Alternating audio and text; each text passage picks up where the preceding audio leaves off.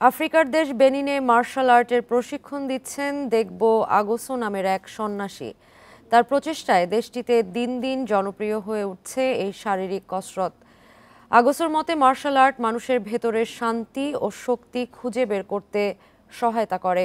ভবিষ্যতে martial art নিয়ে চলচ্চিত্র নির্মাণ করতে চান আগোসো। বান্ডেল থাকলে প্রতি সেনমানিতে টাকা বাঁচবে। বিকাশ সেনমানি বান্ডেল কিনে জিতুন প্রতি লেনদেনে।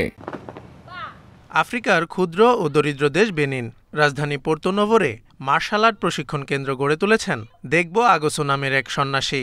আফ্রিকায় তেমন জনপ্রিয় না হলেও আগোসোর প্রচেষ্টায় বেনিনে দিন দিন জনপ্রিয় হয়ে উঠছে মার্শাল আর্ট।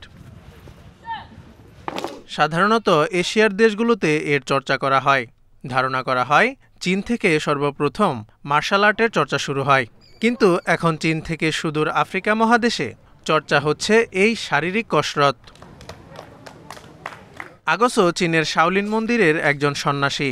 চীনা প্রশিক্ষকদের কাছ থেকে কুংফু এবং তাইকোয়ান্দোতে দক্ষতা অর্জনের পর বেনিনে ফিরে আসেন। পরে শতাধিক স্থানীয় শিশুদের বিনামূল্যে মার্শাল আর্ট শেখান। প্রতি সপ্তাহে আমি বাড়ি থেকে বের হয়ে কয়েক কিলোমিটার ভ্রমণ করতাম সিনেমা হলে কি কি চলচ্চিত্র চলছে তা দেখার জন্য। কারাতে সিনেমা হলে অবশ্যই দেখার চেষ্টা করতাম। সত্যি বলতে জ্যাকি চ্যান ও ওয়াং ইউ এর কারাতে অ্যাকশন সিনেমাগুলো আমার খুবই পছন্দ। তখন থেকেই আমি এগুলোর প্রতি আগ্রহী হয়ে উঠি এবং মার্শাল আর্ট স্কুলে ভর্তি হবার কথা ভাবতে থাকি। আগোসোর ছেলে শেরিফ ডাইন অ্যাক্রোব্যাটিক্স ও মেডিটেশনের মাধ্যমে তার বাবাকে প্রশিক্ষণ কাজে সহায়তা করে থাকেন। আমরা কেবল লড়াইয়ের জন্য মার্শাল আর্ট শিখি না, মূলত আমাদের ভেতরে শান্তি ও শক্তি খুঁজে বের করতে এই চর্চা করি। আপনি যদি মার্শাল আর্ট অনুশীলন করেন তাহলে যারা কখনো এটি করেনি তাদের তুলনায় আপনার সবকিছুই অনেক আলাদা হবে। এই প্রশিক্ষণ কেন্দ্রকে চীনা বেনিন সাংস্কৃতিক সম্পর্কের প্রতীক হিসেবে অভিহিত করেছেন স্থানীয়রা।